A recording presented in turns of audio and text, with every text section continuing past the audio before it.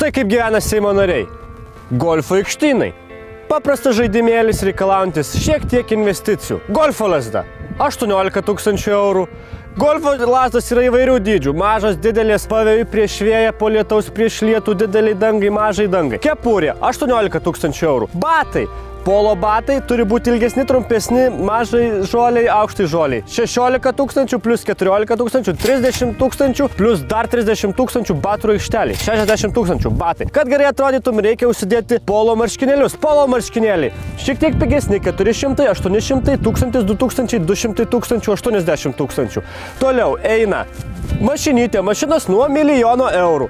Aišku, šitai visas mūsų verslas paremtas tuo, kad mes praplauname pinigus. Pas mus ateina iš ES lėšos, mes jas pramušam pro kasą, viskas prasisuka biški mokesčiukam ir visi pinigėliai į mūsų kišenytės. Toks tai ir verslas golfas yra. Šaunu, važiuokit, registruokit, žaiskit, muškit. Dvaras. Kad būtum pilnavertis Seimo narys, turi būtinai turėti dvarą. Ne bet kur, o kur nors prie ežero kranto. Ir reikia pasistatyti ne 20 metrų už kranto, o prie pat, kad net krantas eitų. Kamgi tu išeisi ir dar turi 20 metrų iki kranto eiti, turi eiti ir iš karto nerti į ežerą. Kaip tai padaryti? Kadangi įstatymai to neleidžia, reiškia biški reikia juos apeiti. Skambini draugui, kuris atsakingas už tos įstatymus. Sakai, aš čia pasistačiau po to, kai tu priimi savo įstatymus. Gali gal atkeisti biški ir padaryti, kad mano namas būtų pastatytas po įstatymų. Suderina viskas, 4 dienos, 3 įsigalės įstatymas, tu turi dvarą. Kas eina toliau? Turi pasistatyti garažą, jam pasistatyti mašinos vietą, toje vietoje pasistatyti mašiną. Kas toliau eina? 4 kambariai, reikia 4 vaikų, pasistatai 4 vaikus. Tada kas eina? Tu esi pilnavertis Seimo narys. Per 4 metus tu užauginai dvarą, namą, krantą, sodybą, garažą, tvartą, šiaudų kupetą ir esi pirmoji vietoje. Snow arena.